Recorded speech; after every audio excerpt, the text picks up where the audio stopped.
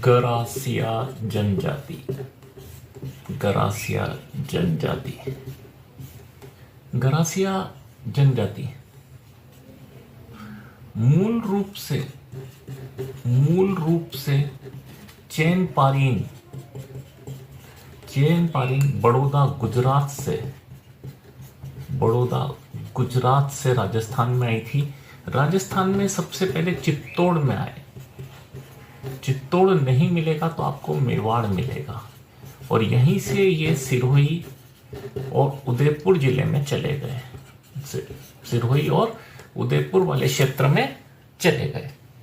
तो ये मूल रूप से चेनपारीन बड़ौदा गुजरात के रहने वाले हैं। आज भी गुजरात में गरासियों की संख्या अधिक है। राजस्थान में सर्वप्रथम चित्तौड़ में आए और चित्तौड़ से ये सिरोही और उदयपुर क्षेत्र में चले गए। इनकी उत्पत्ति के 3 मत हैं। गरासिया उत्पत्ति के लिए 3 मत माने जाते हैं। प्रामाणिक कोई सा भी नहीं है। एक तो है देवला गांव, इनकी उत्पत्ति गोगुंदा देवला में हुई थी। एक और सिद्धांत और एक और मत जो है कि ये बप्पा रावल के संतान हैं। ये बप्पा रावल की संतान है। और जो तीसरा मत है ये अयोध्या के भगवान रामचंद्र जी की संतान है।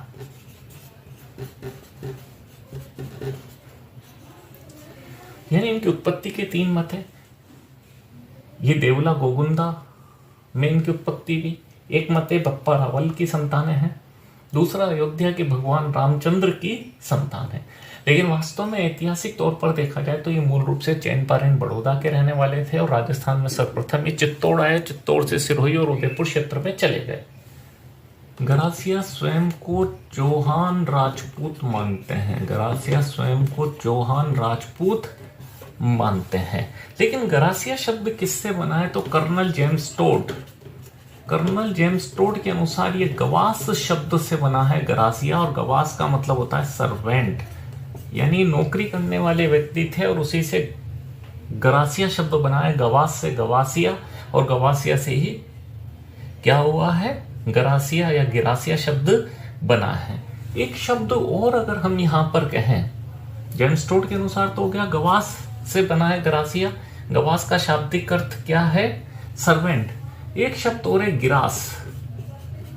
गिरास से बना है गिरासिया और गिरास का मतलब है टुकड़ा। एग्जैक्टली क्या है कि ये गुजरात से टूट कर आए, गुजरात से अलग होकर आए हैं, इसलिए इन्हें गिरास भी कहा गया है।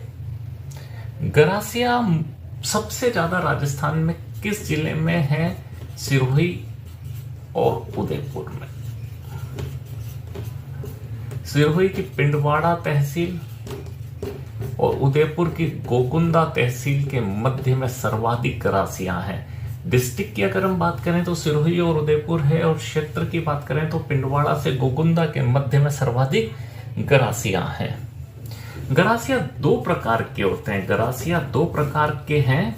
पहला तो है भील गरासिया। भील गरासिया ये क्या है कि अगर गरासिया पुरुष किसी भील महिला के साथ विवाह करता है तो वह परिवार क्या कहलाता है? भील गरासिया। दूसरा प्रकार है गमेती गरासिया। इसमें जस्ट उल्टा है कि भील पुरुष गरासिया महिला के साथ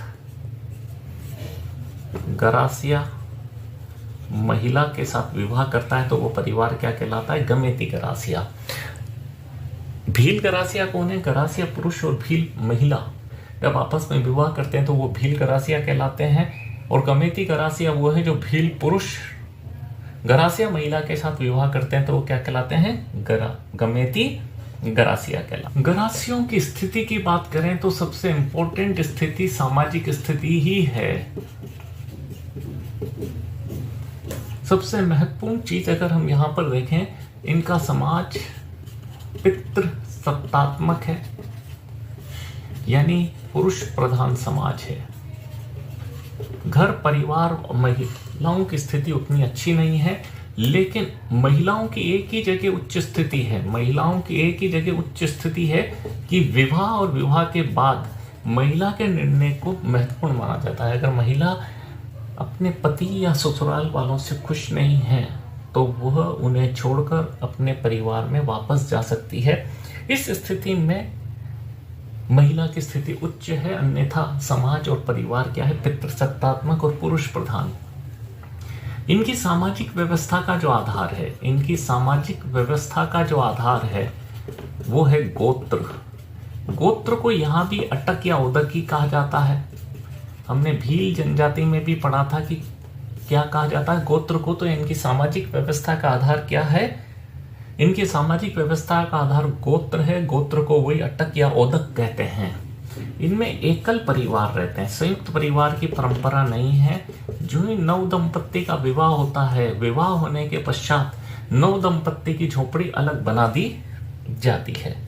ये सर्वाधिक अंधविश्वासी होते हैं, सर्वाधिक अंधविश्वासी होते हैं। जादू टोने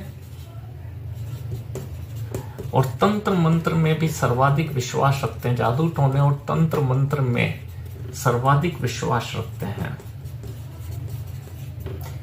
इनके कारण ही कि अंधविश्वासी होते हैं, जादू टोने और जादू टोने और तंत्र मंत्र में सर्वाधिक विश्वास रखते हैं।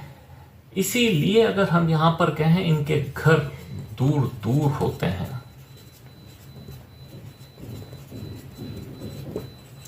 ताकि न कोई अंधविश्वास का भी सवाल नहीं रहेगा, न कोई परिवार जादू टोना या तंत्र मंत्र कर पाएगा। तो एकल परिवार होते हैं, विवाह के बाद इनकी अलग झोपड़ी बना दी जाती है, नव दंपत्ति उसी अलग झोपड़ी में रहते हैं। ये अंधविश्वासी होते हैं, जादू टोने और तंत्र मंत्र में विश्वास रखते हैं, इनके घर दूर दूर होते हैं। घेर, किसी जगह पर आपको इसकी जगह घेर की जगह गेर लिखा हुआ मिल सकता है। वैसे तो नृत्य में शामिल होता है, लेकिन इनके घर को क्या कहते हैं, घेर कहते हैं। इनके घर को क्या कहते हैं, घेर कहते हैं। पाल या फला, इनके गांव को पाल या फला कहते हैं। इनके घर के बाहर जो बरामदा होता है उसे ओसरा कहते हैं। घर के बाहर वाला बरामदा। इनके घरों में के पास या सार्वजनिक स्थल पर एक गेस्ट हाउस होता है, अतिथि गृह होता है, जहां अपने मिलने वाले या रिश्तेदारों को ये उसमें ठहराते हैं, जिसे क्या कहते हैं, मांड कहते हैं। क्या कहते हैं, मांड कहते हैं। गरानी, ये पत्नी को गरानी कहते हैं। और आप ये देखो रानी शब्द आ रहा है, और रानी शब्द आने के कारण ये कहते हैं कि राजपूतों में ही रानी शब्द का उपयोग होता है। इसीलिए गरासिया स्वयं को क्या मानते हैं, राजपूत मानते हैं। झुलकी, कमीज, शर्ट को क्या कहा जाता है, झुलकी कहा जाता है। खाटला, नाम से ही साबित हो रहा है, खाट, पलंग या चारपाई। माटला, माटला, मटकी। माटला क्या है, मटकी। घंटी, चक्की, जो घर पर पत्थर वाली चक्की होती है जिससे कि गेहूं को पीसा जाता है। तो इनके घर को घेर कहते हैं, गांव को पाल कहते हैं, फला कहते हैं, बरामदे को जो बाहर होता है उसे ओसरा कहते हैं। इनका जो अतिथि गृह है उसे मांड कहते हैं, पत्नी को गरानी कहते हैं, कमीज या शर्ट को झुलकी कहते हैं, खाट या पलंग या चारपाई को खाटला कहते हैं, मटकी को माटला कहते हैं, और इनकी चक्की को क्या कहते हैं, घंटी कहते हैं। इनका पवित्र रंग जो है सफेद है। इनका पवित्र रंग क्या है, सफेद है। पवित्र पक्षी जो है सफेद रंग के कारण ही क्या है, बतख। सफेद रंग के कारण ही क्या है, बतख। इनका जो आदर्श पक्षी है, हमारा राष्ट्रीय पक्षी है, मोर, मयूर, पिकॉक। इनका आदर्श पक्षी क्या है, मोर, और पवित्र रंग क्या है, सफेद, और पवित्र पक्षी क्या है, बतख। इनका प्रिय भोजन, इनका प्रिय भोजन मक्का की रोटी, मक्का और राब। राब को हम राबड़ी बोल देते हैं। त्योहार पर जरूर इनका जो भोजन बनता है, त्योहार पर जो भोजन बनता है वो थोड़ा सा विशिष्ट होता है। लापसी बनती है, चूरमा बनता है। क्या बनता है? लापसी, चूरमा और मालपुआ। त्योहार पर जो भोजन बनता है वो क्या है? लापसी, चूरमा और मालपुआ। प्रिय भोजन मक्का और राबड़ी है। इनमें दापा प्रथा भी है, इनमें नतारा प्रथा भी है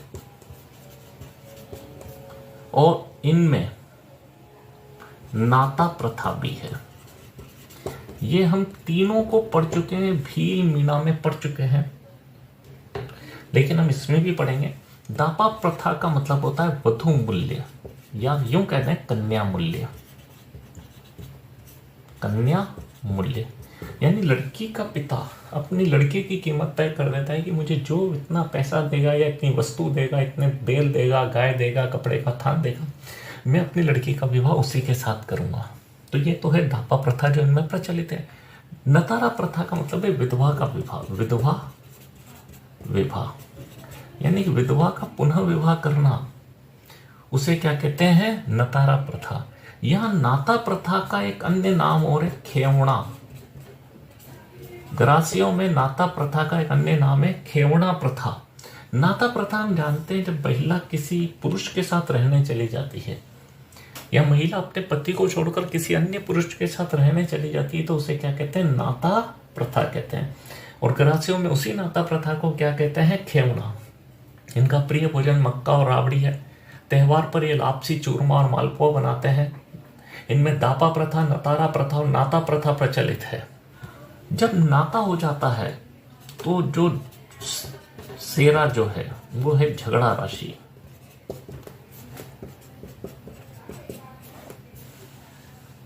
महिला जिस पति को छोड़कर किसी अन्य पुरुष के साथ रहने चली जाती है तो महिला जिस पुरुष के साथ रहने जाती है वह पुरुष उसके पूर्व पति व परिवार को और पंचायत को एक निर्धारित राशि देता है। उसे क्या कहा जाता है? सेरा कहा जाता है।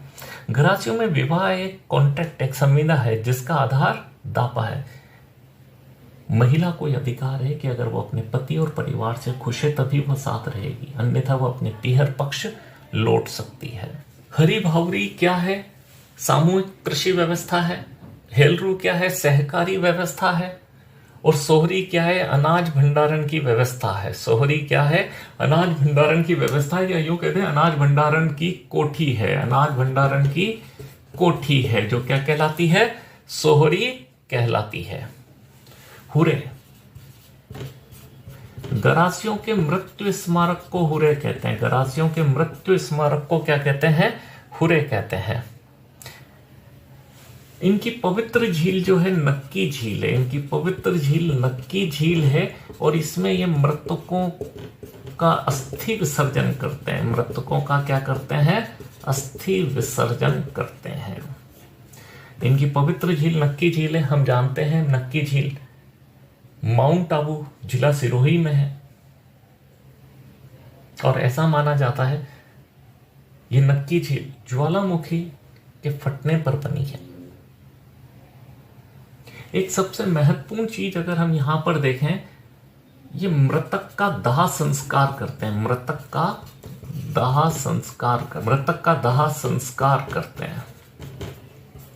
ठीक है, एक ऐसी मान्यता है जो गलत है, लेकिन मैं आपको बता रहा हूं क्योंकि हर गाइड में ऐसा मिलता है। मैं भी लगभग उस क्षेत्र में रहा हूं लेकिन मुझे कभी ऐसी कोई परंपरा देखने को मिली नहीं है। और क्या है? ये मृतक का 12वें दिन अंतिम संस्कार करते हैं। मृतक का 12वें दिन अंतिम संस्कार करते हैं। प्राय अधिकांश गाइडों में लिखा हुआ है। अधिकांश इंस्टीट्यूट इस चीज को पढ़ाते हैं। गलत है यह, ऐसा नहीं होगा। 12 दिन तक अगर अंतिम संस्कार के लिए मृतक के शव को रखा जाएगा तो वो सड़ जाएगा। हाँ, ये जरूर है कि वो अपने परिजनों के आने का इंतजार करते हैं, लेकिन ऐसा नहीं है कि परिजन 5 दिन तक नहीं आया, 1 या 2 दिन तक वो अपने परिजनों का इंतजार करते हैं। हाँ, 12वें दिन इनके अंतिम संस्कार की कुछ महत्वपूर्ण गतिविधियां करते हैं, इसलिए वो कह दिया गया है कि 12वें दिन ये अंतिम संस्कार करते हैं, लेकिन ऐसा नहीं है। लेकिन अधिकांश गाइडों में और अधिकांश इंस्टीट्यूट में ये चीज पढ़ाई जाती है कि 12वें दिन अंतिम संस्कार करते हैं और गलती से पेपर में ही आ जाए। कोई जरूरी नहीं कि पेपर बनाने वाला बहुत परफेक्ट व्यक्ति हो, कई बार वो गाइडों से टीप टुपा के क्वेश्चन बना देता है, उसमें को हो 12वें दिन अंतिम संस्कार, तो फिर हमारी मजबूरी हो जाएगी कि अगर प्रश्न आ गया कौन सी जनजाति 12वें दिन मृतक का अंतिम संस्कार करती है, भील, बीना, गरासिया, सहरिया, तो फिर हमारी मजबूरी है क्योंकि हम वहां नंबर नहीं खो सकते। तो हरी भावरी क्या है? गरासियों के द्वारा की जाने वाली सामूहिक कृषि। हेलरू क्या है? गरासियों की सहकारी व्यवस्था, एक प्रकार की पंचायती व्यवस्था है। सोहरी अनाज भंडारण और उसकी कोठी है। हुरे मृत्यु स्मारक है। नक्की झील इनकी पवित्र झील है जो माउंट आबू जिला सिरोही में है। यह मृतकों का अस्थि विसर्जन करते हैं, मृतक का दाह संस्कार करते हैं, लेकिन यह मान्यता गलत है कि वे 12वें दिन अंतिम संस्कार करते हैं। इनमें कुंवारी लड़की लाख की चूड़ी पहनती है।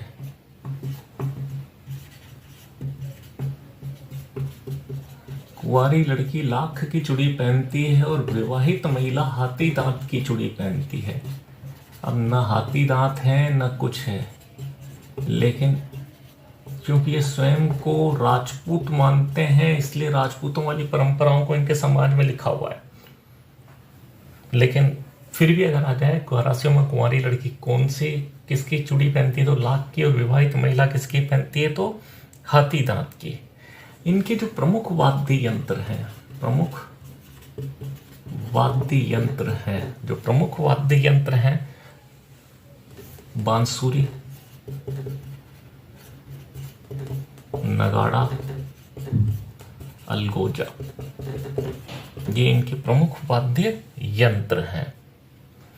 इनका प्रमुख लोक देवता जो है, इनका प्रमुख लोक देवता जो है घोड़ा बाउसी है। कौन है? घोड़ा बाउसी। इनका प्रमुख लोक देवता कौन सा है? घोड़ा बाउसी। इनके प्रमुख देवता कौन से हैं? इनके प्रमुख देवता शिव, भैरव व दुर्गा है। शिव, भैरव व दुर्गा है। इनके जो प्रमुख त्योहार हैं, इनके जो प्रमुख त्योहार हैं वो है होली। इनके जो प्रमुख त्योहार है होली, गणगौर और दीपावली। कुंवारी लड़की लाख की चूड़ियां पहनती है, विवाहित महिला हाथी दांत की चूड़ियां पहनती है। इनके प्रमुख वाद्य यंत्र बांसुरी, नगाड़ा और अलगोजा हैं। हम वाद्य यंत्रों में इनकी बात भी करेंगे। लोक देवता जो है वो क्या है? घोड़ा बाउसी है। इनके प्रमुख देवता शिव, भैरव व दुर्गा है और इनके त्योहार होली, गणगौर व दीपावली है। विवाह के प्रकार, विवाह के प्रकार, गरासियों में विवाह के प्रकार की बात करें तो मोर बांधिया, मोर बांधिया कुछ भी नहीं है। जिस प्रकार हिंदू धर्म में विवाह होता है, मोर बांधिया विवाह एक प्रकार का ब्रह्म विवाह है। ब्रह्म विवाह है। इसमें वो सारे प्रक्रियाएं इस्तेमाल होती हैं जो विवाहों में होती है। इसमें सगाई होती है, चंवरी होती है, फेरे होते हैं, और ये कौन करवाते हैं? पंडित जी करवाते हैं। तो एक प्रकार का सामान्य ब्रह्म विवाह है और ये बहुत व्यवस्थित तरीके से होता है। दूसरा है पहरावना विवाह। पहरावना विवाह ये जल्दबाजी में किया जाने वाला विवाह है। दो परिवार आपस में मिले, जंगल में मिल गए, आते जाते मिल गए, रिश्तेदारों के मिल गए, एक दूसरे के लड़का या लड़की पसंद आ गई, इन्होंने कहा चलो विवाह कराओ। तो इस प्रकार के विवाह में नाम मात्र के फेरे होते हैं, नाम मात्र के फेरे होते हैं। तीसरा है ताड़ना विवाह। सबसे पहली चीज है दापा चुकाकर किया जाता है, यानी वधु मूल्य चुकाकर किया जाता है। ये विवाह क्या है? वधु मूल्य चुकाकर किया जाता है। इसमें जब आपने कीमत चुकाई दी है तो इसमें किसी भी प्रकार की ऐसी कोई परंपरा नहीं होती, ना कोई सगाई होती है, ना कोई चमड़ी होती है, ना कोई फेरे होते हैं, ना कोई पंडित होते हैं। बस यहां तो दापा चुकाया जाता है। मेलबो विवाह, मेलबो विवाह, इसमें लड़की वाले लड़की यानी दुल्हन को, लड़की को लड़के वालों के यहां छोड़ आते हैं। यानी कि ये कहीं पे मिलते हैं, पहले 2, 5, 10 साल पहले मिलते हैं और आपस में बात करते हैं, भाई मेरी लड़की की शादी तेरे लड़के के साथ और मेरे लड़के की शादी तेरी लड़की के साथ। लेकिन क्या होता है, किसी कारणवश ये परिवार दूर दूर हो जाते हैं। फिर लड़की वाले को याद आता है कि हमने तो बचपन में कॉल दे दिया था, वचन दे दिया था कि मैं मेरी लड़की का विवाह उसके लड़के के साथ करूंगा। तो वो उस लड़की को छोड़ने आता है, यानी रखने आता है, मेलने आता है। इसलिए इसका नाम क्या है, मेलबो। आटा साटा, इसमें 2 परिवार होता है, एक प्रथम और एक द्वितीय परिवार। मैं पहले भी भील मेला में बता चुका हूं, पहले परिवार का अगर लड़का है तो दूसरे परिवार की क्या है, लड़की। लेकिन ये परिवार शर्त रख देता है कि मैं अपनी लड़की की शादी तुम्हारे लड़के के साथ तभी करूंगा जब तुम्हारे परिवार में जो लड़की है इसका विवाह तुम मेरे परिवार के लड़के के साथ कराओ। यानी एक प्रकार का आदान प्रदान होता है, एक परिवार का लड़का दूसरे परिवार की लड़की, दूसरे परिवार का लड़का और पहले परिवार की लड़की। इसे क्या कहा जाता है, आटा साटा। एक और है सेवा। ये सेवा विवाह अगर आएगा तो हम प्रथम प्राथमिकता किसको देंगे, भील को। लेकिन गरासियों में जो घर जमाई रहने चला जाता है, जो घर जमाई रहने जाता है, उसे क्या कहते हैं, सेवा विवाह। उसे क्या कहते हैं, सेवा विवाह कहते हैं। एक और जैसे भीलों में गोदना प्रथा है, ऐसे गरासियों में भी गोदना प्रथा है। गोदना प्रथा 2 प्रकार की होती है, एक तो है मांडलिया गोदना प्रथा, मांडलिया गोदना प्रथा या मांडला गोदना प्रथा। मांडला गोदना प्रथा, अगर चेहरे पर यानी फेस पर अगर कोई चीज गुदवाई जाती है तो उसे मांडलिया कहते हैं। और शरीर के बाकी हिस्से पर, विशेष तौर पर हाथ पैरों पर अगर कोई गोदना करवाया जाता है या टैटू बनवाया जाता है, जिसे हम आधुनिक काल में टैटू कहते हैं, तो वो क्या कहलाता है, मांडला कहलाता है। इनके प्रमुख मेले, गरासियों के जो प्रमुख मेले हैं, अगर हम इनकी बात करते हैं, प्रमुख मेलों की अगर हम बात करें, स्थानीय स्तर पर होने वाले मेले क्या कहलाते हैं, स्थानीय मेले कहलाते हैं, स्थानीय स्तर पर होने वाले। दूसरा इनका एक मेला है संभागीय मेला। क्या है, संभागीय मेला। ये गुजरात की भाकर पट्टी में होता है, गुजरात की भाकर पट्टी में होता है। इसमें 24 गांव शामिल हैं, इसमें 24 गांव शामिल हैं, जो राजस्थान की सिरोही में भी उसके कुछ गांव शामिल हैं। और प्रतिवर्ष इसका स्थान बदलकर मेला लगता है। इनके प्रमुख मेलों की बात करें, बड़े मेलों की बात करें, बड़े मेले की बात करें, तो इसमें सबसे इंपॉर्टेंट मेला है मनखोरा मेला। मनखोरा मेला, ये जो मनखोरा मेला है, ये सियावा गांव सिरोही में भरता है, जो आबू के नजदीक है। यहाँ पर ये इस मेले में अपने जीवन साथी का चयन करते हैं, यहाँ पर जीवन साथी का चयन करते हैं। कोई यहाँ जबरदस्ती किसी लड़के या लड़की के साथ शादी नहीं कर सकता, अगर दोनों की रजामंदी होगी तभी शादी होगी। ऐसा नहीं लड़का किसी के साथ जबरदस्ती कर रहा है या लड़की किसी के साथ जबरदस्ती कर रही है। यहाँ जीवन साथी का चयन होता है, लेकिन रजामंदी से ही होता है। एक और है चित्र विचित्र मेला। चित्र विचित्र मेला कुछ भी नहीं, ये वास्तव में चेतर विचेतर मेला है। चेतर विचेतर मेला है। एक और अगर हम यहाँ पर कहें, गोगुंदा, जो उदयपुर में है, गोगुंदा का गणगौर का मेला, गोगुंदा का गणगौर का मेला, ये भी इनका एक अन्य प्रसिद्ध मेला है। एक और अगर हम कहें गौर का मेला, गौर का मेला या अंजारी का मेला, गौर का मेला या अंजारी का मेला, गौर का मेला या अंजारी का मेला जो है, ये सिरोही पे भरता है, सिरोही में भरता है। और ये भरता है वैशाख पूर्णिमा को। कब भरता है? वैशाख पूर्णिमा को।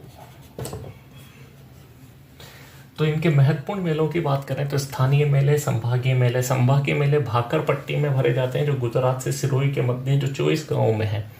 इनके बड़े मेलों में सबसे महत्वपूर्ण नाम है मनखोरा मेला। सियावा गांव सिरोही में भरता है, आबू के जस्ट नजदीक है ये। और यहाँ जीवन साथी का चयन बड़ी रजामंदी के साथ होता है। चित्र विचित्र मेला, जो वास्तविक नाम है चेतर विचित्र मेला। गोकुंदा का गणगौर का मेला, मोगौर का मेला या अंजारी का मेला। सबसे महत्वपूर्ण मेला मनखोरा मेला है, उसके बाद गौर का मेला या अंजारी का मेला है, जो सिरोही में भरता है बैशाख पूर्णिमा पर। गरासियों में हम एक टॉपिक को सिर्फ मैं मौखिक वाचन कर रहा हूँ, क्योंकि उसको हम नृत्यों के साथ अलग से पढ़ेंगे। गरासियों के प्रमुख नृत्य जो है वालरा और कूद नृत्य। वालरा और कूद नृत्य दोनों बिना वाद्य यंत्र के किए जाते हैं, और सबसे ज्यादा जो प्रश्न में आता है वो आता है वालरा। सबसे धीमी गति से किया जाने वाला नृत्य। इनका दूसरा महत्वपूर्ण नृत्य है जो पुरुष महिला मिलकर करते हैं, गरबा, घूमर, गेर, लूर नृत्य, जो विवाह के अवसर पर महिलाओं के द्वारा किया जाता है। गणगौर पर गौर नृत्य, गणपति स्थापना के समय में मोरिया नृत्य, और होली दहन से पूर्व ज्वारा नृत्य, और गरासिया पुरुषों के द्वारा रायण नृत्य किया जाता है।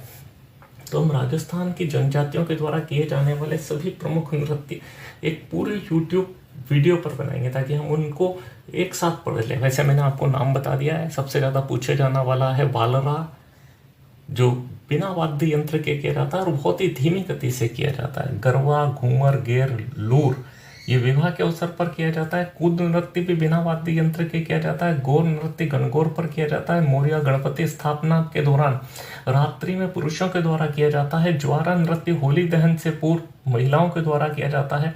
रायण नृत्य गरासिया पुरुषों के द्वारा महिला बनकर किया जाता है। अगर आपको ये वीडियो पसंद आया है तो आप इसे लाइक करें, सब्सक्राइब करें और अपने मित्रों के साथ शेयर करें। धन्यवाद।